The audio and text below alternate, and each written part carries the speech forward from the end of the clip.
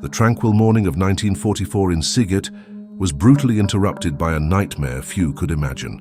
The sounds of military vehicles and the shouts of soldiers echoed through the streets, transforming an ordinary day into a scene of horror and uncertainty. This is the story of how the serene life of a small Jewish community was shattered, leading its inhabitants on a terrifying journey of dehumanization and survival. From the violent separation of families to the harrowing journey to Auschwitz, each moment revealed the depths of human suffering and the desperate struggle for dignity and hope amidst absolute darkness. Before the deportation, it was 1944, and life in Sighet, although marked by growing unrest, still thrived with the rich tapestry of Jewish culture we had cultivated over generations. Our days were filled with the rituals of faith and the communal routines that connected us not just to each other, but also to our ancestry and traditions. However, the shadow of war was looming, a threat many of us tried to ignore by focusing on our daily chores. I, a young man deeply immersed in the studies of the Talmud and Kabbalah, found refuge in learning and prayer. My father, a respected figure in the community, was occupied not only with the family business, but also with community affairs, often consulted on both public and private matters. The tranquility was abruptly interrupted by oppressive laws imposed by the Hungarian administration. We were forced to surrender our most valuable possessions, from jewelry to gold, under the threat of death. My father hid our savings in the cellar, an act of silent resistance, while my mother continued to manage the household, although her silent, concerned glances at us revealed her growing worry. The imposition of the Star of David was not just a symbol of our segregation, but also a grim prelude to what was to come. The star, once an emblem of faith, became a mark of ostracism and danger. With each new decree, our rights were diminished. Forbidden to visit cafes and restaurants, travel by train, attend the synagogue, or even be on the streets after sunset. Soon, the creation of ghettos materialized our isolation. Sighet was divided into 2 ghettos, and our house, located on Serpente Street, fell into the larger one. Curiously, amidst this forced confinement, many of us felt a strange sense of community. Enclosed together, surrounded by barbed wire, there was a paradoxical feeling of safety, as if being among our own could somehow preserve a semblance of normality. A Jewish council was formed, and life within the ghetto tried to mimic normality. Children still played in the streets, merchants still sold their goods, and even Talmudic studies continued. My friends and I often gathered to discuss the sacred texts, trying to keep alive the spirit of learning and faith. But this normality was an illusion, a mere pause before the approaching storm. The reality of our situation became undeniable when the deportations began. First, it was the foreigners, those who were not natives of Sighet. I saw my teacher, Moshe the Beadle, taken away.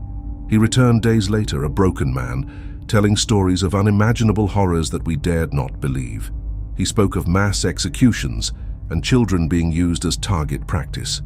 Moshe tried to warn us, but his warnings fell on deaf ears. Who could imagine such atrocities were possible in the heart of civilized Europe? This period before the deportation, though marked by increasing oppression, still contained moments of beauty and communion.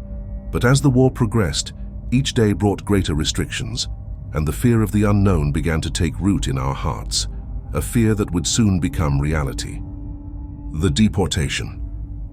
On that fateful morning in 1944, the tranquility of Sighet was shattered by the abrupt arrival of military vehicles roaring through the narrow streets of the town. Our lives, until then marked by the familiarity of every corner, transformed into a theater of military operations. The soldiers, with lists in their hands, shouted our names with a cold authority that reverberated through the walls that once protected us. The knocks on the doors were not an invitation, but a command, a prelude to the force that would rip us from our homes. As the hours passed, the central square, where once festivals were celebrated and children played, became a stage for silent farewells.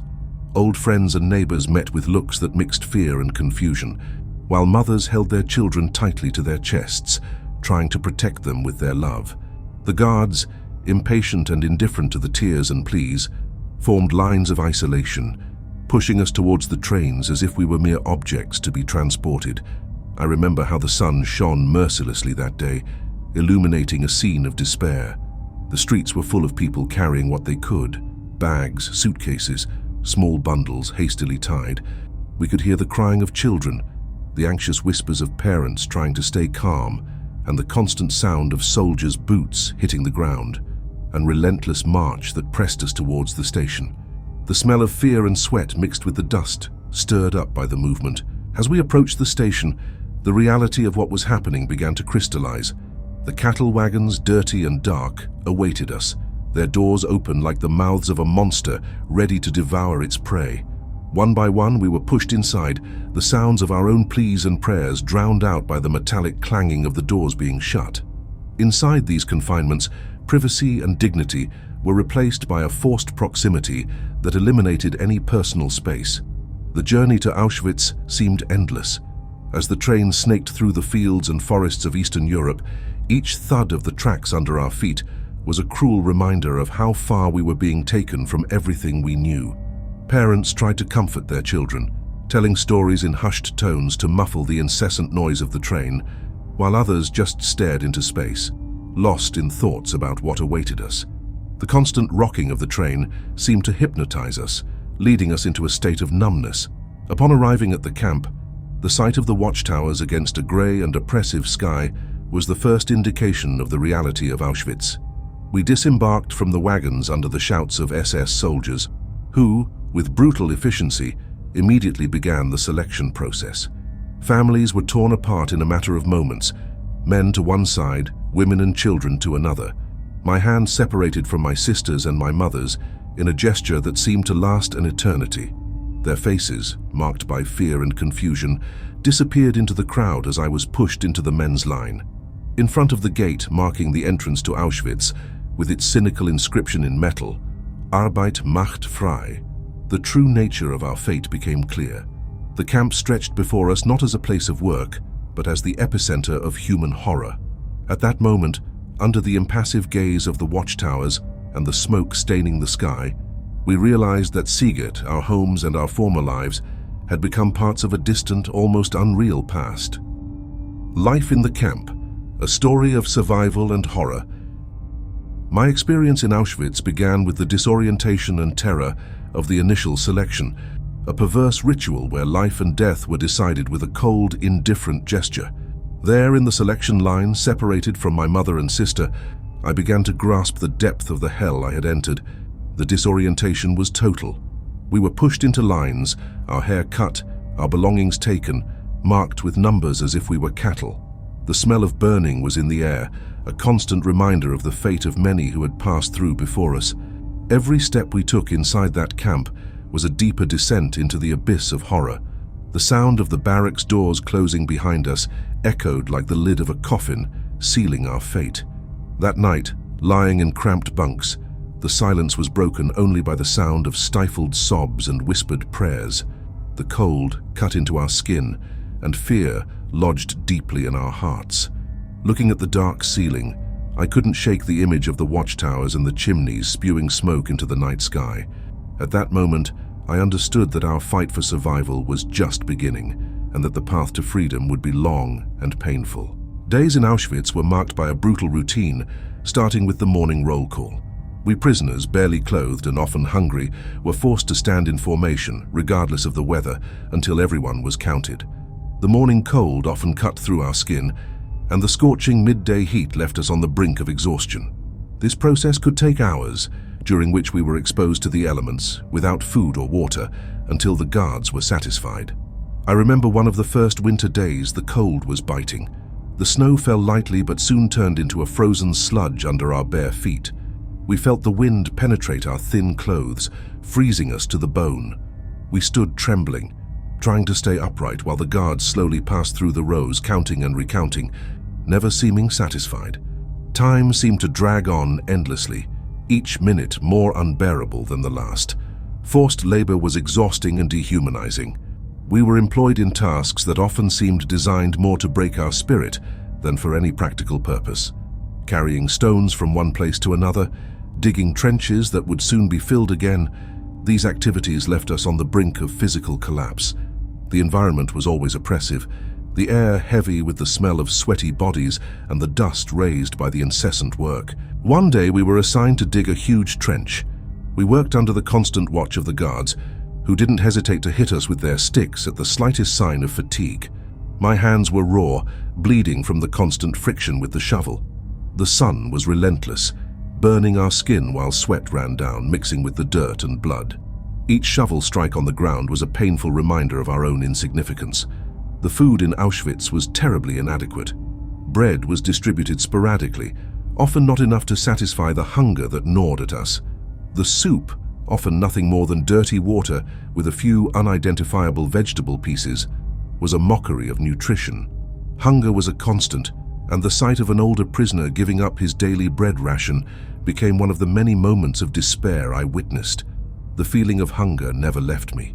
It was a constant presence, a sharp pain in my stomach that prevented me from thinking about anything else.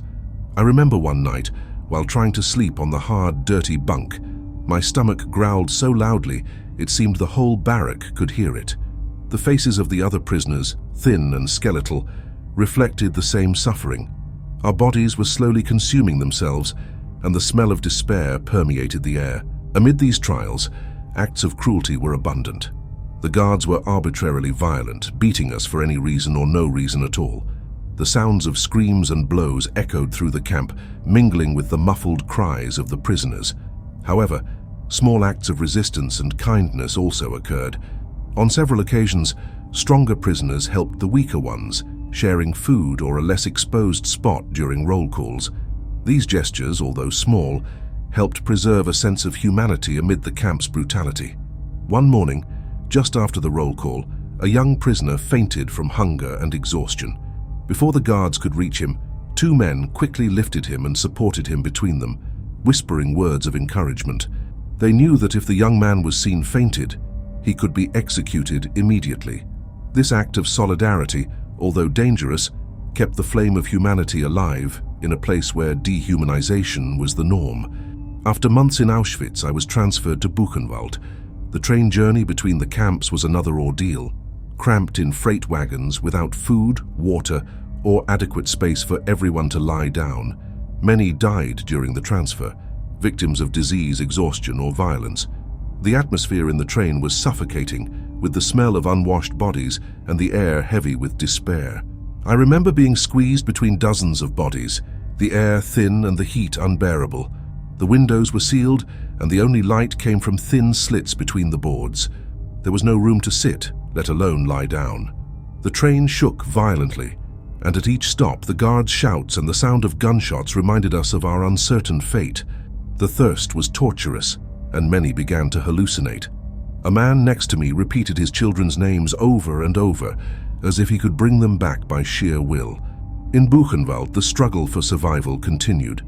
The camp was slightly less chaotic than Auschwitz, but the hardships were immense. The endless roll calls, the continuous forced labor, and the constant battle against hunger and cold shaped my days until the camp's liberation by the Allies in April 1945. Hope was a rare feeling, buried under layers of fear and pain, but news of the Allies' approach brought a breath of new life to our tired hearts. The death march was one of the most brutal and despairing trials I faced. The evacuation order came abruptly, in a harsh winter that turned every step into a struggle against exhaustion and freezing. The Allies were advancing, and we, the prisoners, were forced to march long distances without adequate clothing, to face the biting cold that penetrated to the bone. The icy wind blew incessantly, carrying a whistle that seemed to cut through not only the air, but also our exposed skin. Our feet, poorly protected by tattered shoes, trod on the snow that quickly turned into mud from the constant traffic of thousands of exhausted prisoners. Each step left a bloody mark on the white snow, a terrible visual reminder of our painful journey. Stops were rare and terribly brief. Stopping meant risking never being able to get up again, as the exhausted body quickly succumbed to the relentless cold. The sound of our own footsteps was muffled by the constant crunch of shoes on compacted snow, a reminder that despite the silence of the march, we were many, all sharing the same uncertain fate. During the march, the fear of being left behind was palpable. The guards, ruthless, did not hesitate to shoot those who could not keep pace. The gunshots rang out abruptly, cutting through the cold air and serving as a cruel warning to those who thought of giving up. The smell of gunpowder mixed with the metallic odor of blood staining the snow, a constant reminder of the thin line between life and death on that endless march. At night, the clear winter sky revealed a tapestry of stars, a disturbing contrast to the horror we experienced on the ground. The beauty of nature around us seemed to mock our misery. The echo of our footsteps and the guards' shouted commands were the only sounds breaking the night's silence, a silence that might otherwise have been considered peaceful. When we finally stopped to rest, the hard, cold ground was our only bed. We huddled together to share body heat, a desperate attempt to retain some warmth in our weakened bodies. The forced proximity created a sense of camaraderie among us, for on that march every small gesture of mutual help was an act of resistance against the dehumanization we faced. Despite the suffering and exhaustion, there was a tacit understanding among us, the need to continue, to put one foot in front of the other, to survive the day and maybe, just maybe, witness the end of that ordeal. The march, though marked by pain and despair, also revealed the incredible resilience of the human spirit, capable of enduring unimaginable hardships in the hope of a tomorrow that many of us feared we would never see. The liberation and post-war. The announcement of the imminent liberation of Buchenwald came with a mix of disbelief and renewed fear for life. In the camp, the orders were clear.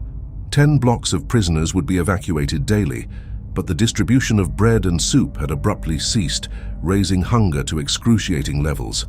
I and the other prisoners, desperate and weakened, gathered in the Appellplatz, waiting for the moment when the gates would open for another march, perhaps the last one.